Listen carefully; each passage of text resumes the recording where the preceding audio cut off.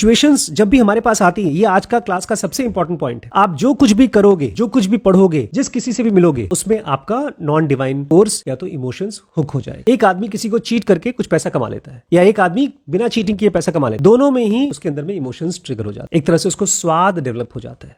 नमस्कार दोस्तों, स्वागत है आपका आज की इस वीडियो में जो ज़िंदगी स्पिरिचुअल पाथ पे आपको आगे ले जाएगी। आज के टॉपिक का नाम है द नॉन डिवाइन फोर्स। हम जब भी किसी को सुनते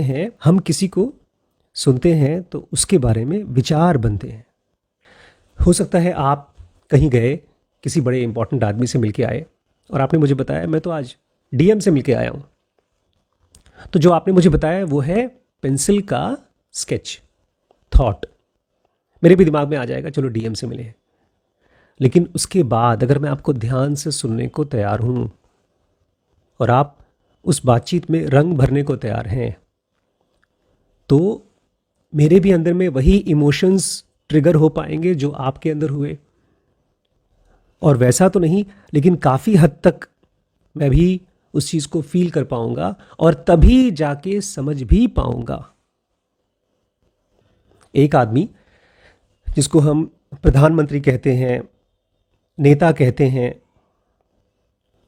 वो एक साथ कई लोगों के दिमाग में रंग भरता है।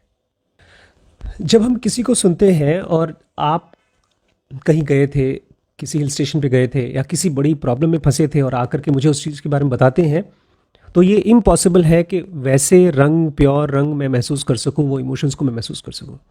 लेकिन हाँ, अगर मैं आपको ध्यान से सुन सकूं और एक बार नहीं जितनी बार भी आप सुनाना चाहते हैं, तो वो रंग आपके अंदर से मेरे अंदर में आएंगे और मैं उसकी कम से कम फोटो तो खींच ही पाऊंगा। हम अप्रॉक्सीमेशन बना पाते हैं। इसलिए आज की जो मेरी सबसे बड़ी इंसाइट थी वो ये थी कि हम दूसरे को अगर सुन रहे हैं और ध्यान नहीं दे रहे हैं तो केवल विचार ले रहे हैं। और वो कैसे पता चलेगा कि आप खाली थॉट्स ले रहे हैं? आपको दिमाग में बार बार आएगा, अरे ये तो मैं जानता हूं। जो चीज़ें हमारे आसपास के लोग अनुभव करते हैं, हम उसको केवल सुन पाते हैं सरफेस पे। वो हमारा आई सेंटर या तो नॉन डिवाइन आई करता है। लेकिन जब तक हम उस चीज़ को फील नहीं कर पाएंगे, तब तक हम सच्चाई को समझ नहीं पाएंगे। और जो इंसान ताकत खोजता है और ताकतवर बन पाता है, वो इन दोनों पे माहिर हो जाता है। एक कृष्ण अर्जुन से चाहते थे कि वो लड़े, लेकिन कृष्ण ने अर्जुन को उस लड़ाई के पहले उसके इमोशंस को ट्रिगर किया, उनके रिफ्लेक्स को चेंज कर दिया। तो नॉन डिवाइन फोर्स क्या होता है, ये मैं चाहता हूं कि आज आप लोग इसके बारे में बहुत सीरियसली सोचें और जाकर के एक बार चुप होकर कैजुअली, अगर कोई इंसान आपसे बात करना चाहता है, उसको सुनते हुए एक मेडिटेशन का असर देखिए। किसी मुद्दे के साथ नहीं, ऐसे ही सुनिए ध्यान से।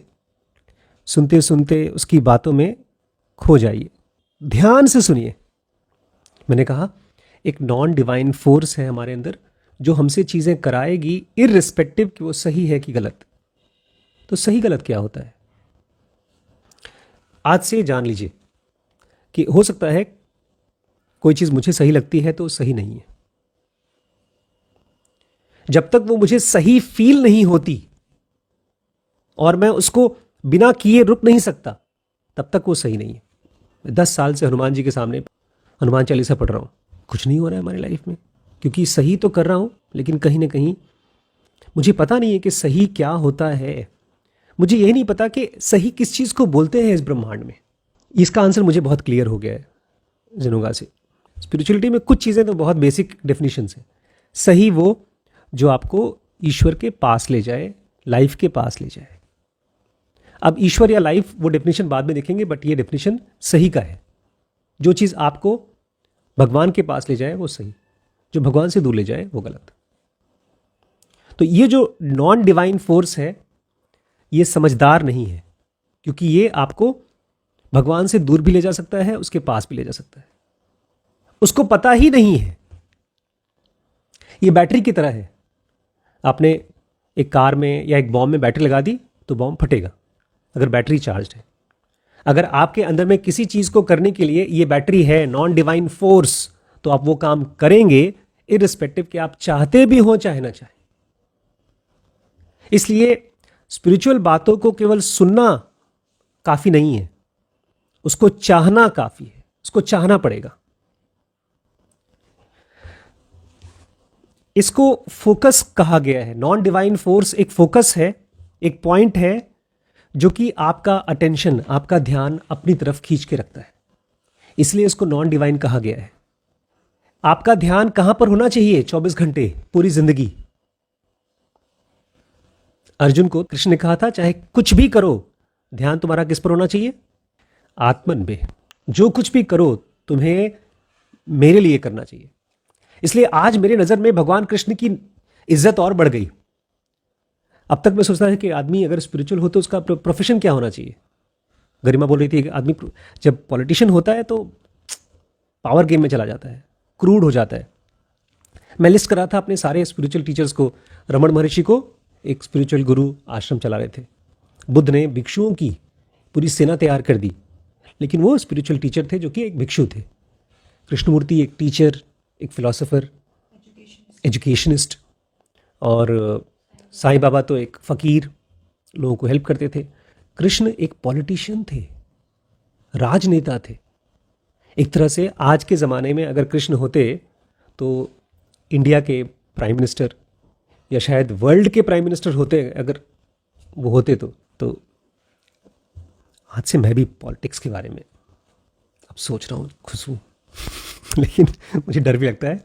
ये जो डर है ये रंग है। हमारे नॉन डिवाइन फोर्स का नाम नॉन डिवाइन फोर्स क्यों है? क्योंकि ये हमको भटकाता है। हमारा ध्यान कहाँ होना चाहिए? डिवाइन की तरफ। क्या चाहने से डिवाइन की तरफ ध्यान जा सकता है? चाहत एक फोर्स है, जैसे नॉन डिवाइन फोर्स एक बैटरी की तरह है। उस बैटरी को उस इंस्ट्रूमेंट पे लगाना पड़ेगा जो डिवाइन को चाहता है। अब इसका सिंपल आंसर कृष्ण ने भगवद गीता में दिया है कि अर्जुन, जिस चीज के साथ हम रहते रहते हैं, जीते रहते हैं, उसके लिए इमोशंस पैदा हो जाते हैं। इसलिए अगर हम किसी स्पिरिचुअल प्लेस पे जाते हैं रेगुलर बेसिस पर, तो धीमे धीमे उसके लिए हमारे अंदर में इमोशंस पैदा हो जाएंगे। किसी इंसान के साथ हम बार बार रहते हैं, उसके लिए इमोशंस पैदा हो जाएंगे। लेकिन ये खतरनाक है। नॉन डिवाइन फोर्स खतरनाक है क्योंकि इसके अंदर में हमारे सारे इमोशंस को एक जगह पर इकट्ठा करने की ताकत होती है। आपका दोस्त आपसे बोलता है चलो घूम के आते हैं, अगर इमोशंस ट्रिगर कर पाया वो, तो आप रोक नहीं पाएंगे। इसीलिए अगर कोई आदमी, कोई फ्रेंड आपको इमोशनल कर पाता है तो उसके साथ आप ज़्यादा सतर्क रहना पड़ेगा। और जो आपको हेल्प करता है शांत रहने में, अपने काम को और सीरियसली करने में, वो आपका ज़्यादा अच्छा मित्र है। नॉन डिवाइन फोर्स हमारे ब्रेन का वो पार्ट है, मतलब उस पार्ट में से निकलता है जिसमें सारी फीलिंग्स आती हैं। और ये इंपॉर्टेंट चीज़ है, अननोटिस्ड और semi conscious reactions out of feelings. जब भी हमारे अंदर में कोई खास फीलिंग होती है, और बहुत बार वो फीलिंग्स सरफेस पे नहीं आती है, वो रिएक्शंस पैदा करती है। एक बार एक लड़के ने मुझे फ़ोन किया था, बोलता है सर मैं शादीशुदा हूँ और मैं अपनी वाइफ के लिए बहुत डेडिकेटेड हूँ, लेकिन जब मैं पड़ोसन को देखता हूँ, अपने पड़ोस में एक लेडी है उसको देखता हूँ, तो मेरे अंदर में बहुत स्ट्रांग लस्ट की फीलिंग आती है। उसको किसी भी हालत में ख़त्म करिए। उसको इमोशन अपनी वाइफ के लिए है, लेकिन एक रिएक्शन डेवलप हो रहा है पड़ोसन को लेकर के। ये जब बहुत स्ट्रांगली सरफेस पे आता है तब उसको मालूम पड़ता है। जो हम सपने में डरते हैं वो सब नॉन डिवाइन फोर्स की वजह से है। इनफैक्ट एक्सपीरियंस किया था, आप नहीं थे शायद उस दिन। सपने में मैंने एक घोस्ट को एक्सपीरियंस किया था, बहुत स्ट्रांग फियर का एक्सपीरियंस आया था। उसके बाद मेरी नींद खुल गई थी। तो ये सारी की सारी चीज़ें अननोटिस्ड या तो सेमी कॉन्शियस रिएक्शंस हैं। इसकी जिम्मेदारी भी हमारी ही है। डिवाइन क्या है ये हमको पहले एक्सप्लोर करना चाहिए, रोज़ उसके बारे में चर्चा करनी चाहिए, और कॉन्टेम्पलेटिव चर्चा, सुपरफिशियल नहीं। इसके अलावा कुछ चीज़ें हैं जो हमें काम कर सकती हैं, इस लायक बना सकती हैं कि आप डिवाइन के लिए रेडी हो सकें, और कुछ चीज़ें हैं जिससे हमको कॉन्शियसली दूर होना चाहिए। अगर मान लीजिए ऐसा कोई काम है, ऐसा कोई प्रोफेशन है जिसमें जाने से हमें अपने आप को बहुत बिजी रखना पड़ेगा, तो उससे अपने को बचाना चाहिए। जैसे कोई आदमी है, वो हॉस्पिटल खोल सकता है, और उसके पास ये भी ऑप्शन है कि वो हॉस्पिटल के बिना भी कोई और बिजनेस कर सकता है जिसमें कम इन्वॉल्वमेंट है, और उसको पैसे के लिए कुछ करना ही है, तो उसको कम इन्वॉल्वमेंट वाले बिजनेस में जाना चाहिए। बिकॉज डिवाइन को महसूस करने के लिए जो सबसे सबसे बेसिक चीज़ है वो है आपकी अवेलेबिलिटी। अगर हल्का सा भी हम किसी बाहर की चीज़ से, नॉन डिवाइन चीज़ से इमोशनली कनेक्ट होते हैं, तो हमारा पूरा इंटरनल साइलेंस को बेस्वाद कर देगा। मैं एक डॉक्टर की तरह प्रैक्टिस करता हूँ, शाम को घर पे आता हूँ, तो मेरी मन की चिंता ये रहेगी कि उस पेशेंट को मैंने सही दवाई दी है कि नहीं। लेकिन वहीं पर मेरा एक हॉस्पिटल है, तो मेरे मन में चिंता ये रहेगी कि लाइसेंस ख़त्म हो रहा है, मेरे हॉस्पिटल में पेशेंट्स एडमिटेड हैं, ऑक्सीजन का सिलेंडर ख़त्म, कब कैसे भरें। तो जो भी चीज़ें हमें रेगुलर बेसिस पर इरिटेट कर सकती हैं, उससे अपने आप को दूर रखना, तब हम उस डिवाइन के लिए रेडी हो पाएंगे जिसकी भाषा स्पेस है, साइलेंस है। इनफैक्ट जो सबसे मुश्किल चीज़ है नॉन डिवाइन फोर्स को डिवाइन के लिए रेडी करने का, वो यही है कि उसका कोई टेस्ट नहीं है, उसकी कोई आवाज़ नहीं है। और जब भी हम सुनते हैं भगवान के बारे में, वो सब के सब एक अंदर म्यूजिक की तरह आती है। आज हम लोग सुबह बैठ करके सुंदरकांड सुन रहे थे, तो भगवान राम की और हनुमान की बातों को सुनते सुनते खुश हो रहे थे। अब अपने आप में है, लगता है कि ये डिवाइन की तरफ जा रहे हैं, बट वो म्यूजिक की तरफ जा रहे हैं और फॉर्म की तरफ जा रहे हैं। तो वो भी कर सकते हैं, लेकिन उससे भी बेटर रहेगा कि अगर हम कुछ देर के लिए खाली बैठ सकें। अगर किसी के अंदर एम्बिशन है, जैसे आजकल मैं देख रहा हूँ शीरीष के अंदर, मेरे बेटे के अंदर में ये एम्बिशन है, सीक्रेट एम्बिशन उसने बना लिया है कि उसको एक बहुत अच्छे कॉलेज में एडमिशन चाहिए, उसको एक इंजीनियर बनना है, कंप्यूटर इंजीनियर बनना है।